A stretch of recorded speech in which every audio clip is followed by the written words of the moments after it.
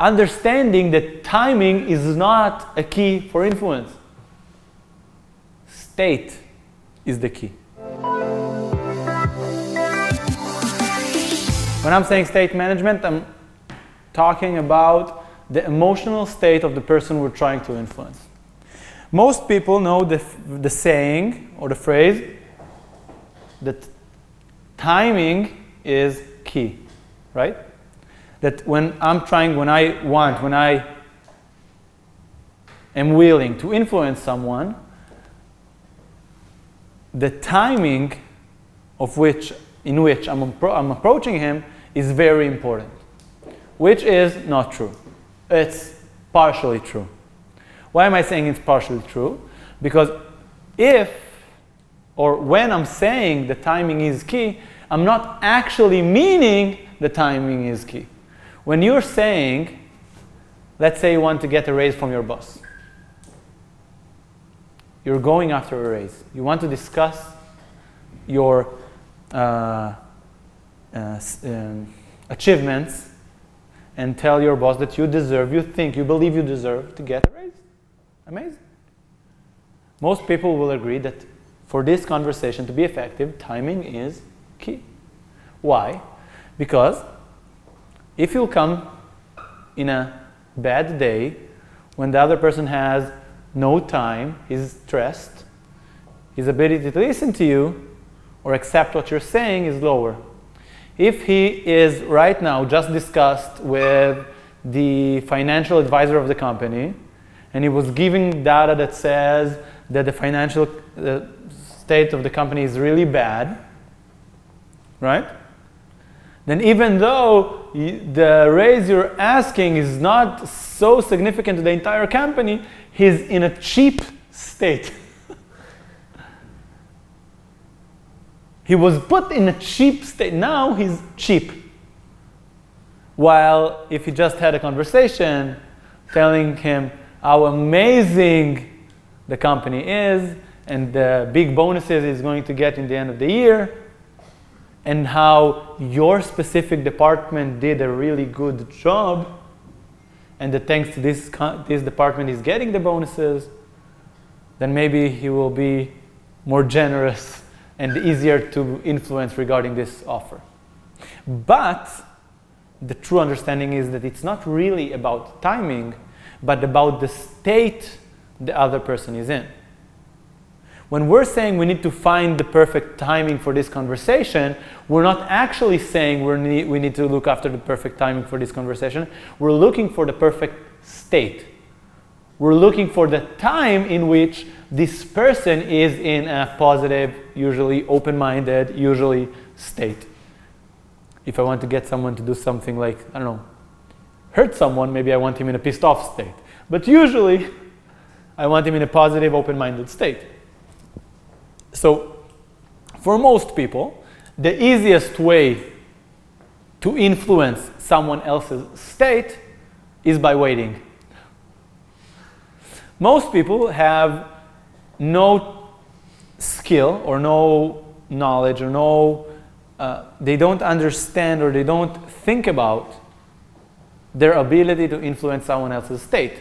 Then if they're getting home, they want to talk to their spouse about something that's really meaningful for them, and they see that their partner is in a lousy state, they'll say, okay, it's not a good timing, I'll wait, I'll find another time when his state is different. So if it's something that's not so urgent, and maybe you see this person every once in a while or every day, and most of the time he is in a good state, then waiting a day is fine. But many times people are telling me he is always in a lousy state. And once every never, when he is in a positive, open-minded state, it's always on the one day I feel like crap. Or sometimes it's simply a meeting where you have only this one shot. Now you have this meeting. Tomorrow you won't have the ability to meet this person again. So waiting for a perfect timing is not a good strategy. Understanding that timing is not a key for influence. state is the key.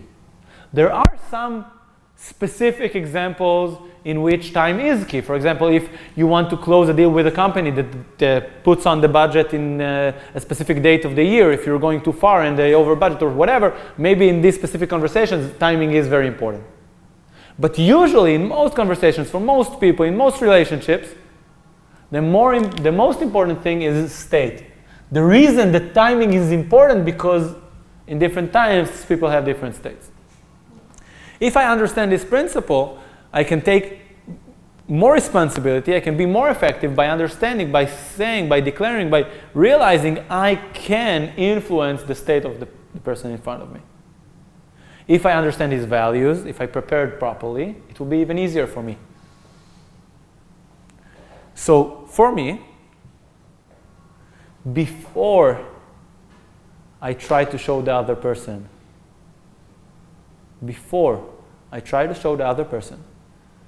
that his values and my outcome match, I try to make sure he's in the right state. Before. So first of all, maybe the conversation will go fluid, right? We'll discuss some things, we'll drink some coffee, we'll have like a daily conversation. In this conversation, in my opinion, in business meetings, this small conversation is the most important part of the conversation. Because in this part of the conversation, people are openly discussing their values. While later on, some people are more stressed, they're more reserved. When they're discussing their children or their hobbies, they're openly stating their values. If you listen. Also, if you use some influence techniques during this time, people's defense mechanisms are not as sharp. If I'll tell someone, I know, for example, that I want to close a deal with like coaching for the entire middle executive level of the company.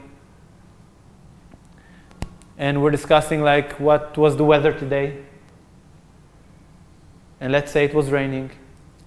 And I can tell the story of me getting there, in case it's true, yeah, obviously. That I was getting into the building when it was all raining and I was all wet. And I got my cell phone off my pocket and I saw a text message from a manager in that and that organization that told me that the coaching went extremely well. And I was so happy about it. So now I'm very happy that we're sitting here with the coffee, with the warmth of the coffee and the warmth of the office, when outside it's raining. And the story about the manager simply slips into the other person's mind. So this part of the conversation is a very, very important part of the conversation. And in this part, I want to understand what their values are, as we discussed about preparation. But then, when we're getting into business, most people, okay, let's talk business. People are getting serious. They're getting closed. They're getting defensive. It's also true in relationships with kids. Tell your kid, we need to have a conversation about something. Let's sit. Tell your parent, we need to have a conversation about something. Let's sit. Tell your spouse, we need to have a conversation about something. Let's sit. Most people tend to alter their state just a little bit to the closed, reserved, defensive side. So the first thing I want to do before I try to show them something is to change their state. How can I do it? So there are many ways to change someone's state. The first way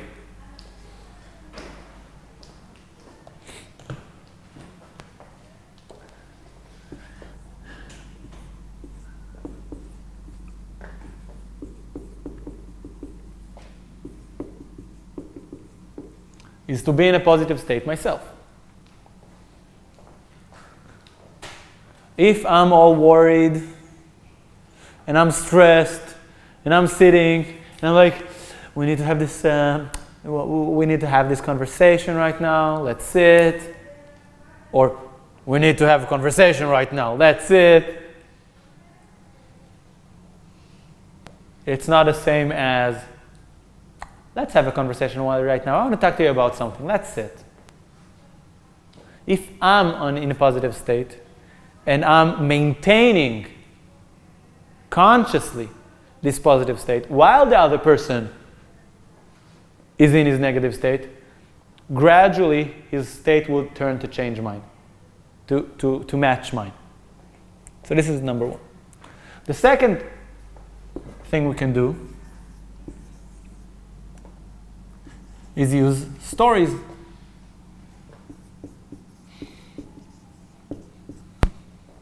Stories are very powerful and easy when we're discussing altering and changing states. If we have common experiences with the other person, positive, then discussing those experiences is a very easy way to make sure the other person gets into a positive state.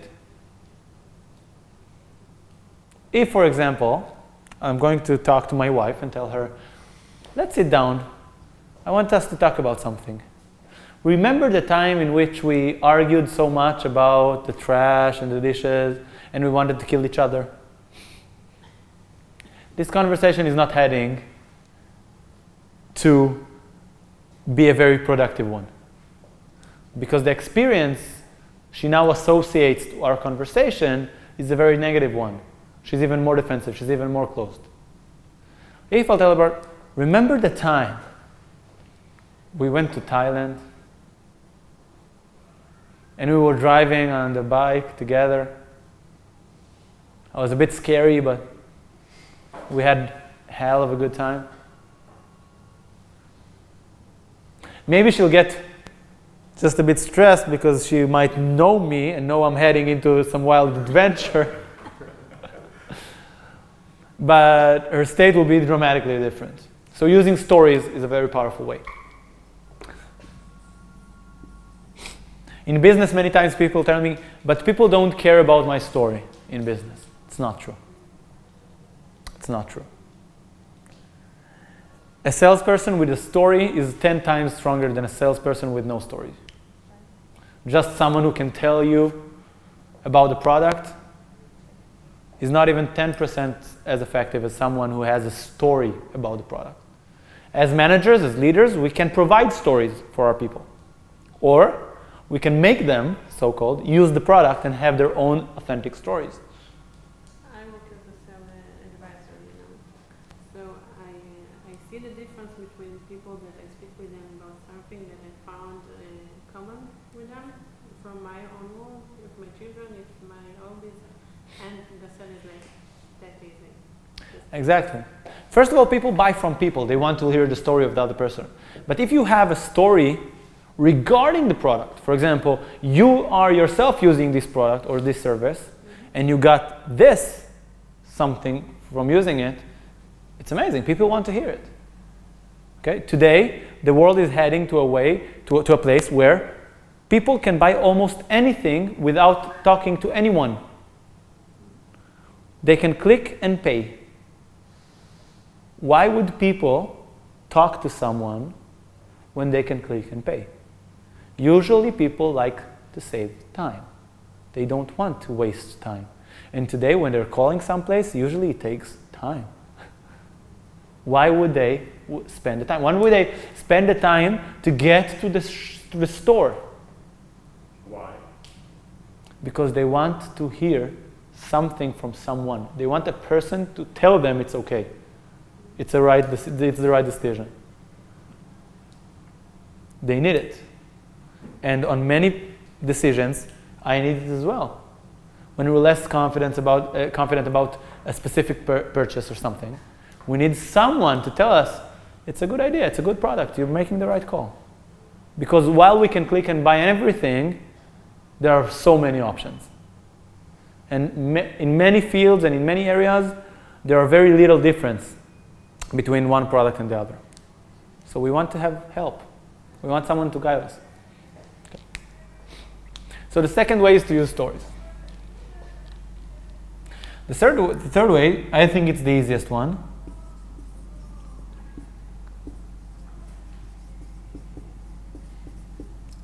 Is to ask questions. Why?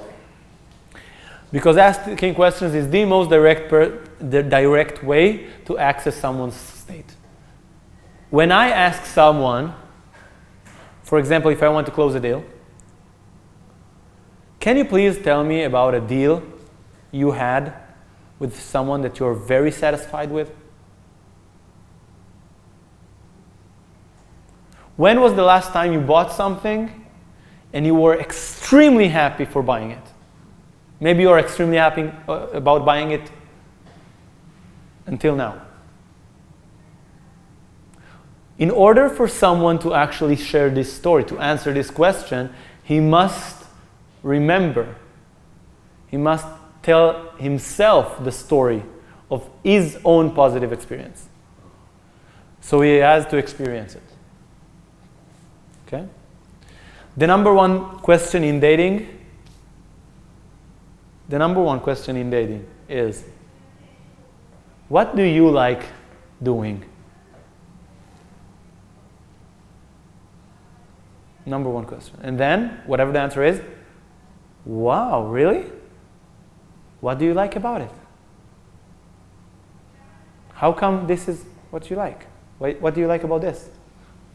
What is the difference between this and this regarding to what you're liking? Before I got married, before I met Liel, I used to go dating. And usually, I would simply use this question and then follow-up questions for 45 minutes. Then the other person would tell me it was the most interesting date she ever had. Why? Why would she have an amazing time while I'm almost told her nothing about myself? When she asked, I answered, of course. It's not like I have something to hide. And I did share just a little bit about myself as well. But because in order to answer my questions, she had to think, experience the things she really liked doing. It's so simple. Asking questions is the easiest, most direct access to a person's state. The most direct way to ask it, which is not always appropriate, is simply asking, when was the last time you felt happy? When was the last time you felt sad? When was the last time you felt gratitude? When was the last time you felt angry? In order to answer this question, you have to do it.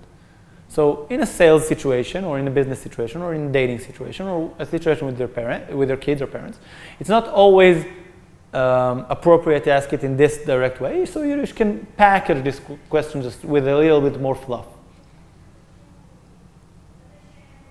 Instead of asking your kid, how was your day in school today?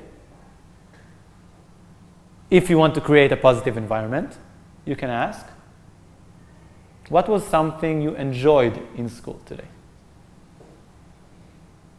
If you want to make sure nothing bad happens, what was something you did not enjoy today? Also a good question. Every once in a while. Every day you may ask, what was something you enjoyed in school today? Every once in a while, as a parent, you can ask, what was something that bothered you in school today? Was there something? What was it? Okay? So, influence is about state management. Creating the state before presenting, before trying to convince someone. Because you know it very well. If you have something that someone wants and needs, and he is in a crappy state, he won't listen. If you have the best advice for this person, but he feels like shit, he's sad, he's depressed, he's angry, he's whatever, emotionally flooded, he won't take it. When speaking, when I'm teaching people presentation skills, I usually tell them to never start teaching before the audience really wants to listen. Before you create the state of positive anticipation, before you create a state of motivation towards the learning. Because if you simply go and dump everything you know on people, it will be interesting, it will be nice, but they'll do nothing about it.